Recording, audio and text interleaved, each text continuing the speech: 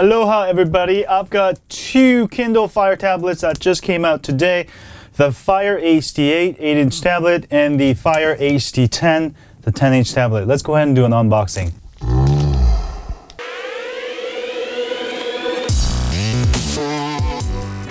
Alright guys, so let me go ahead and do the 8-inch first. Alright, and these just came out today. The release date is today. This one I got for $149, so it's about 150 bucks. This one's $229.99, so about 230 bucks.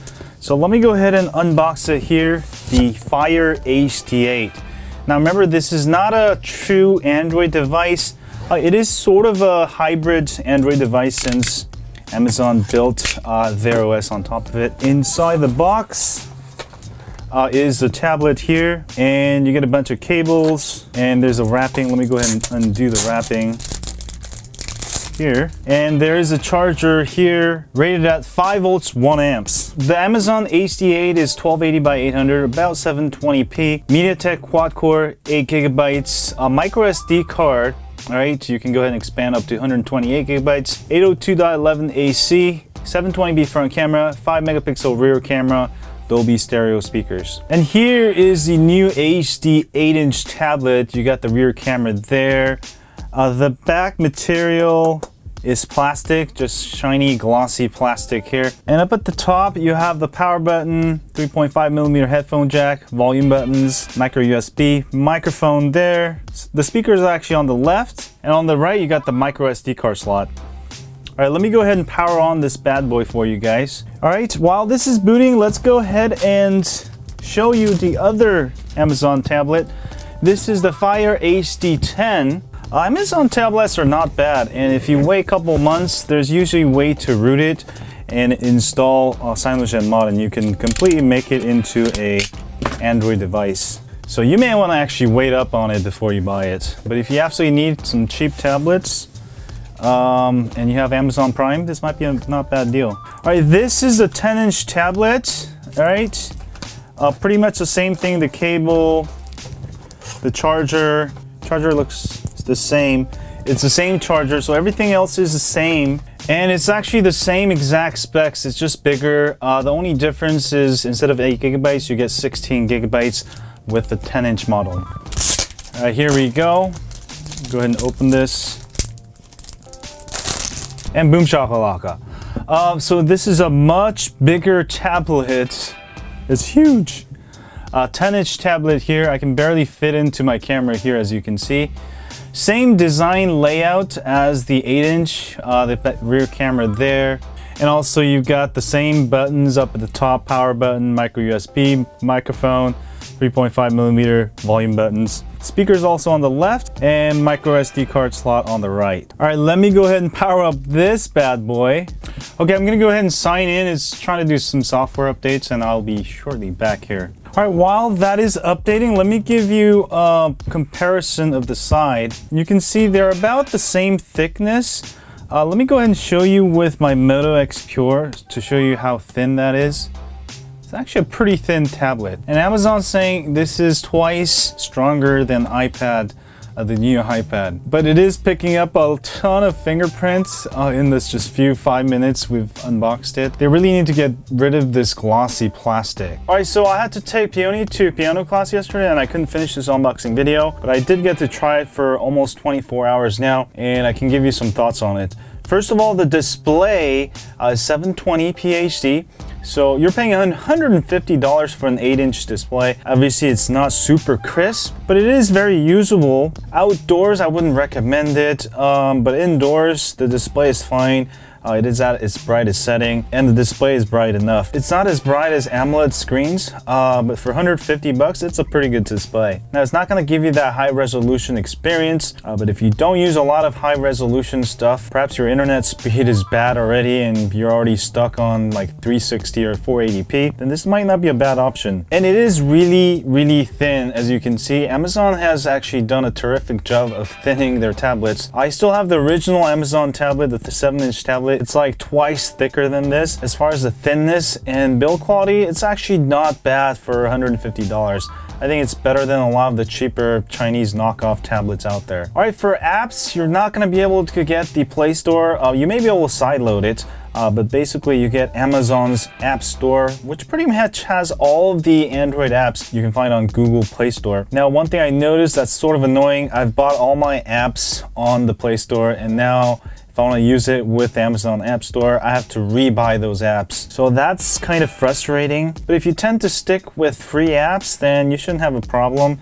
You can pretty much find all of the apps on the Google Play Store on the Amazon App Store. All right, this one does come with ads which show up on the lock screen. You can go ahead and pay extra 15 bucks to get rid of it. It's not hugely annoying. It actually, I kind of like it because I have a new lock screen every time. That's not a deal killer. As far as the performance, I wasn't able to even finish Antutu on the MediaTek processor, but it's not that great. I do see a ton of lag, especially when playing games, switching between games. The games itself run fine. So if you're looking for a tablet for productivity, this is definitely not it. But if you're looking for a cheap extra tablet for couch surfing, this may work out for you. Of course, if you have Amazon Prime, if you're already tied into Amazon stuff, you can watch hundreds of free Prime videos. I have Amazon Prime, but I really haven't watched much Amazon Prime because most of these titles are actually on Netflix, and I'm also subscribed to Netflix. But if you don't have Netflix and you already have Amazon Prime, this may be a great way to watch free movies, free TV shows, all that good stuff. As far as quality of the screen, let me actually show you real quick. Let me give you a brief resolution here. One thing good about this one, you can actually download all of the Amazon Prime movies. You don't have to pay for it. It will download to your device. And if you tend to fly often on an airplane,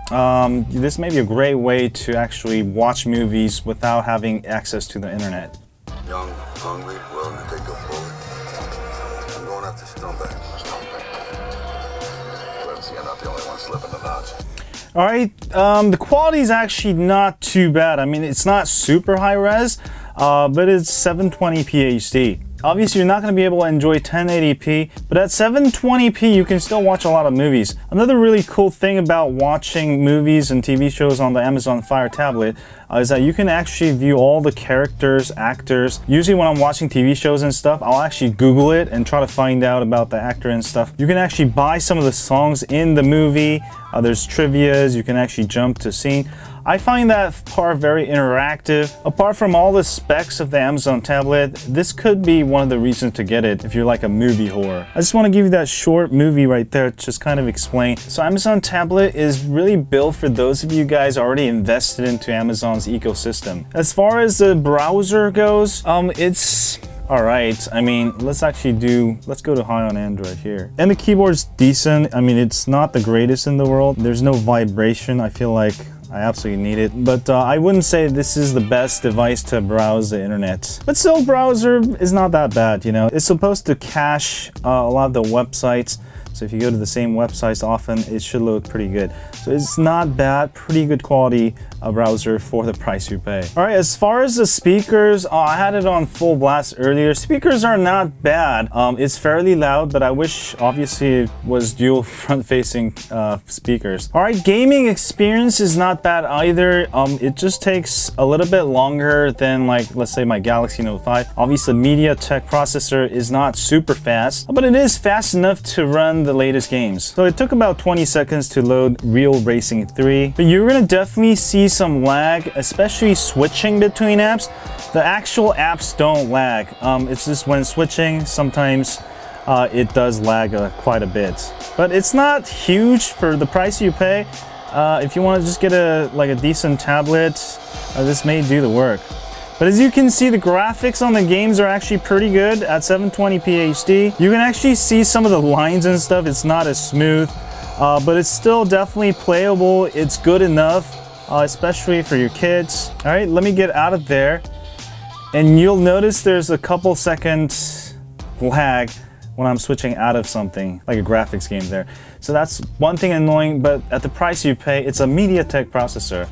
Don't expect to have the best of the latest and greatest. If you want that, maybe get a Samsung tablet. All right, and there's also a bunch of Prime Music you can download for free also, which is kind of nice. All right, you can get all the different stations, playlists, songs, albums, all that good stuff. So one thing that Amazon tablet is good for is that you can actually make use of your Prime membership, whereas you can't actually watch Prime movies on an Android device. So that's how Amazon has locked in. Again, if you're already signed up for Prime membership, this may be a great tablet. It only costs 150 bucks. All right, in comparison to this, the HD10 is just bigger. Everything else is the same. The sound is the same. You still get the same ads. Everything is bigger.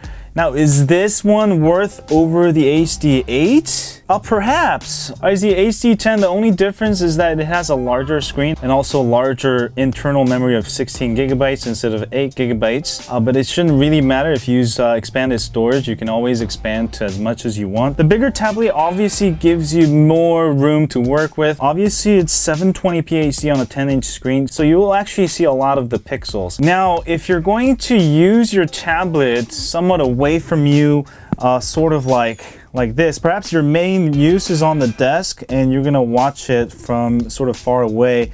Maybe you're watching some movies or TV shows or even security cameras. This may be a better deal. But from my personal experience, using this tablet in 720p HD, the experience, I don't like it because you can actually see the pixels much more than the HD8. HD8 I think is not bad for 150 bucks. 230 bucks for the larger screen, 10-inch. If you absolutely need the larger screen and the 720p HD doesn't bother you too much, then this could be an excellent tablet also. All right, as far as the camera goes, the camera is actually really horrible. I would actually not use it. Let me actually give you an example here. And it just won't take the best videos or best photos in the world. The camera is there, but I wouldn't use it for taking photos or videos. But it can be very useful for video chatting. Let's say Skype, for example. That might be very good for that. Also the front camera, nothing to brag about, but you have front and back camera, so if you need to use those features, it's there. All right, overall, based on my experience, the HD8, I think is a good deal. For 150 bucks, you get an 8-inch tablet device. This would be a very good couch surfing device, maybe a dedicated Pandora player for your Bluetooth speakers, or maybe you want to get one for your kids. But Amazon also has the kids tablet, which I'm gonna have Peony unbox later, so check out that also. But for right now, do I recommend it? If you want an absolute best tablet in the world, these are simply not it. These are budget modified Android devices from Amazon. If you're already tied into Amazon's ecosystem, you already have Prime membership, you watch a lot of Prime movies, Prime Music. This is going to be a great way to enjoy your membership without having to use a PC, since most of that stuff doesn't work on Android or Apple devices. As far as the HD10, again, if you need a larger screen, definitely go for it. And if the 720p HD doesn't bother you, but for me, it does bother me. I can see the pixels. The 720p HD screen on 10-inch is just not for me. All right, as far as the battery life goes, battery life is pretty good. You'll get decent 5-6 hours on both of these devices, no problem. These are not full-fledged tablets. It's really for enjoying your Prime membership benefits. It's like friends with benefits, but it's cheap. 150, 230 bucks. I mean, that's pretty much it, guys. HD8, HD10. I'm also having the $50 Kindle tablet coming in the mail probably next week. I'll have an unboxing review of that. But for right now, I really like the HD8 for the price you pay. HD10, not so much. Maybe for specific applications, maybe you want to use it as a live cam. For your security cameras, then the large 10 screen would work and you wouldn't really need high resolution for that. Anyway, thanks so much for watching this video. You can find links to these products in the description if you're interested. Don't forget to follow me on Twitter, Facebook, Google+, Instagram, Periscope, and as always, stay